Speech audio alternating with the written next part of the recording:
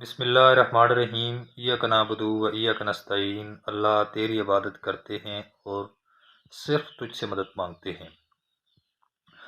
दर्जा चहारम के मुतल्लक जितने भी आप लोगों के सवालात हैं उन तमाम सवालों के जो है मैं वन बाई वन जो है वो जवाब देने जा रहा हूँ और पूरी उम्मीद से कहता हूँ कि ये वीडियो देखने के बाद आपको मुकम्मल तसल्ली बख्श आपके जो भी सवाल हैं उनके जवाब मिल जाएंगे। आप लोगों से गुजारिश है, सिर्फ रिक्वेस्ट है, मर्ज़ी आपकी है कि मेरे इस चैनल जो है, अगर इस चैनल पे आप नए आए हैं तो इस चैनल को सब्सक्राइब कर लें। इससे आपका भी फ़ायदा है, मेरा भी फ़ायदा है। तो क्यों ना फिर जब दोनों का फ़ायदा है तो इसको सब्सक्राइब कर लिया जाए।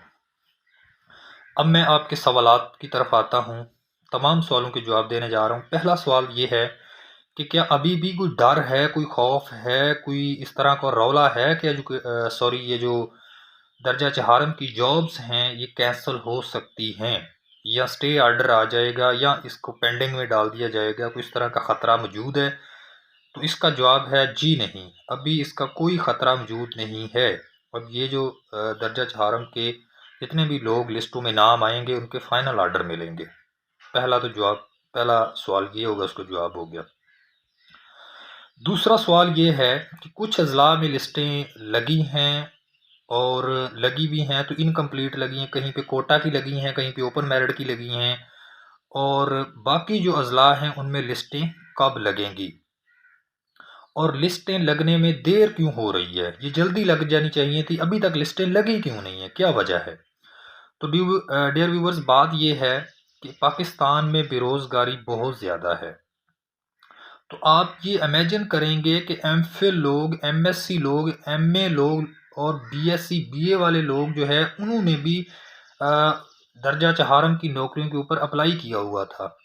तो बहुत ज़्यादा तादाद में लोगों ने अप्लाई किया है, जिस वजह से जब इतनी ज़्यादा अप्लीकेशंस आई हैं तो उनका मेरिट बनाना उस पर ज़्यादा टाइम लगा है। तो जो टाइम दिया गया था कि यानी इस डेट को जो है वो लिस्ट लगेगी, नहीं लग रही, तो कोई बात नहीं है, लिस्टें कुछ अज़ला में लग गई हैं, बाकी में लगना 11 तारीख से के बाद जो है अभी भी स्टार्ट हो गई हैं और ये लिस्टें आस्ता आस्ता लगती जा रही हैं और ये लगती जाएंगी। 11 तारीख के बाद बाकायदा जो है वो लगना स्टार्ट हो जाएंगी। तो इसका कोई इशू नहीं है कि आप टेंशन ना लें कि इस ज़िले में नहीं लगी तो शायद इस ज़िले में कैंसिल हो जाएगी, नहीं, ऐसा कोई इशू नहीं है। अच्छा, अगला अब सवाल ये है कि लिस्ट में नाम आ गया है मेरा और अब आगे क्या करना है? देखिए, बात सुने, जब लिस्ट में आपका नाम आ गया है और जिन लोगों के भी नाम आगे हैं, लिस्टें लग गई हैं, अब जो स्कूल एजुकेशन डिपार्टमेंट है, ये जिन लोगों के उन्होंने इंटरव्यू लेके लिस्टें बनाई हैं, मेरिट लिस्टें बनाई हैं, ये लिस्टें वो भेजेंगे पीछे हेड ऑफिस लाहौर, वहाँ सेक्रेटरीज को भेजेंगे, वहाँ जो सेक्शन ऑफिसर है वहाँ से ये दोबारा से वेरिफिकेशन होगी इनकी कि यानी ये जो महकमा तलीम के यानी कि जो डिस्ट्रिक्ट लेवल की अथॉरिटीज़ बनाई गई थी उन्होंने मेरिट के ऊपर भर्ती की है या मेरिट के ऊपर भर्ती नहीं की, तो वो वहाँ पे खुद अपने तौर पे एक पर्सनल जो है वो वेरिफिकेशन करेंगे।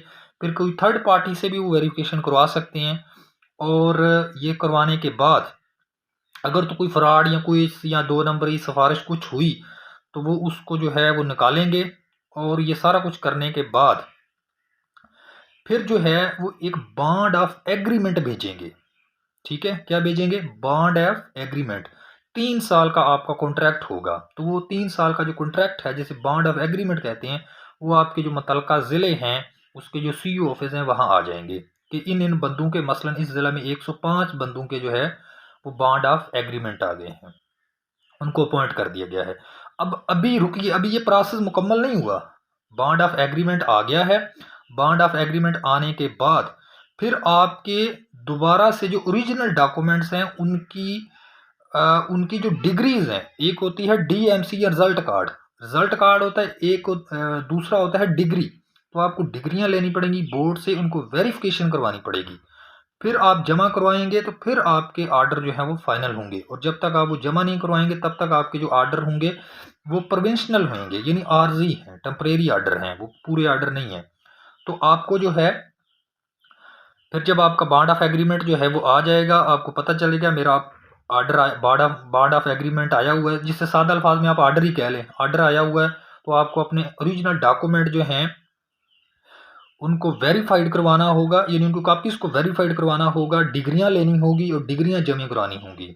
और इसके बाद फिर अगला, अच्छा जब ट्रेनिंग होगी ना, तो ट्रेनिंग में या मीटिंग ही होगी वहाँ पे, उसमें आपको फिर सारा कुछ वहाँ पे समझाया जाएगा, यानी सारी डिटेल जो नेक्स्ट की हैं वो बताई जाएंगी, आपको इकट्ठा किया जाएगा। 105 अगर लइए के हैं, बाकी ज़िला के जितने जितने भी हैं उनको वहाँ पे इकट्ठा बिठा के सारी तफसील बताई जाएगी कि ये आपने करना है, इस तरह करना है।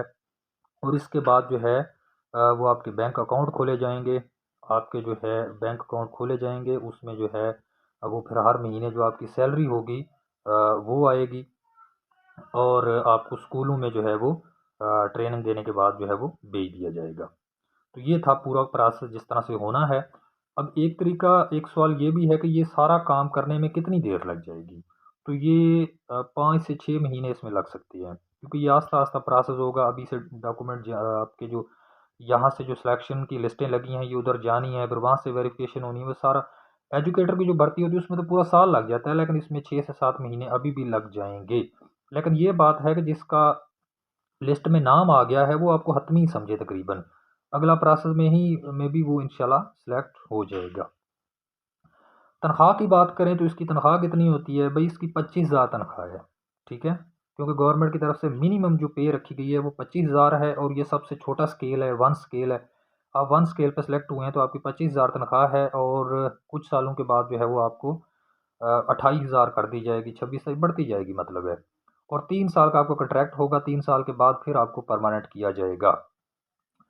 अब क्या आप एजुकेटर भी बन सकते हैं? देखें, ऐसा अभी तक हुआ तो नहीं है कि एजुकेटर भी बन सकते हैं, लेकिन कुछ स्कूलों में जो है वो टीचर की कमी की वजह से वहाँ के जो पीएन्स हैं, वो जो छोटी क्लासेस होती हैं प्राइमरी, उनको पढ़ा रहे हैं। और ये पॉसिबिलिटी हो सकती है कि अगर आप पढ़े लिखे हैं, मसलन किसी ने बीएससी लेवल वाले ने भी दर्जा चहारम पे अप्लाई किया हुआ है, तो वो आगे चल के जो है उसकी प्रमोशन कर दी जाए, उसे एजुकेटर भर्ती कर दिया जाए। तो ये पॉसिबिलिटी है। अभी ऐसा हुआ नहीं है कि किसी को किया जाए, लेकिन ऐसी पॉसिबिलिटी है कि वो आपको प्रमोट कर दें। और इसके साथ और एक आखिरी सवाल जो है वो मेरी ऑडियंस पूछ रही है कि लिस्टें किधर लग रही हैं, किधर जाके चेक करें, किसको जाके तंग करें? तो भाई, जिधर आपने पहले दिन दरखास्तें जमा करवाई थी, ठीक है, उधर ही जाके जो है, अच्छा, मिडल की और प्राइमरी की दरखास्तें जो हैं वो डिप्टी डीओ यानी तहसीलों में जमा हुई थी, तो तहसीलों में आपको इन्फॉर्मेशन नहीं मिलेगी। आपको जो ज़िला है, ज़िले का सीयू एजुकेशन है, जिधर आपने दरखास्तें जमा करवाई थी, उधर से आपको इन्फॉर्मेशन मिलेगी। यानी जो डिस्ट्रिक्ट एजुकेशन ऑफिसर है आपके ज़िले की, जो डिस्ट्रिक्ट एजुकेशन ऑफिसर है, वो जो ब्लॉक है तलीम वाला, वहाँ आपने जाना है जहाँ दरखास्तें जमा हुई थी। जो महकमा तलीम का ब्लॉक है आपका ज़िले का, ज़िली इंतज़ामिया का, वहाँ आपने जाना है, और वहीं से वहीं लिस्टें लगेंगी, वहीं से आपको सारी इन्फॉर्मेशन मिलेगी। और आगे क्या करना है, क्या नहीं करना, आप मज़ीद मालूमात जो है वो वहाँ से जाके पूछ सकते हैं, क्योंकि ये मालूमात देना, लिस्टें लगाना, ये उनकी ज़िम्मेदारी है, वो तनख्वाहें ले रहे हैं इस चीज़ की, ठीक है। तो तकरीबन तमाम सवालों के जवाब जो हैं वो मैंने दे दिए हैं, लेकिन अगर कोई भी सवाल आपका बच गया हो तो मैं हाज़िर हूँ, आप कमेंट करें और मैं आपके हर सवाल का जवाब दूंगा। एट द एंड पे जो है इस वीडियो को लाइक लाजमी कीजिएगा, आपकी बहुत मेहरबानी होगी। अल्लाह हाफिज़।